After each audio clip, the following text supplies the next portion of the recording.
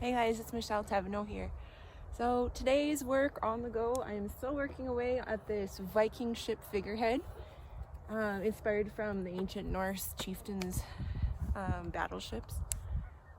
So I have kind of got the rough shapes started, and what I'm going to be doing is trying to refining these details today. So it's pretty rough right now, but I'm looking to smooth it out and give this a little more definition. So what I'm going to be using is this Kutzall ball nose burr bit on the Makita die grinder.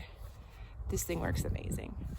So I can't wait to get some details pulled out of this a little bit more, so I'll give you guys an update what it looks like afterwards. First of all, I'm going to get geared up. Dust mask. Oh gosh, I hate inhaling sawdust.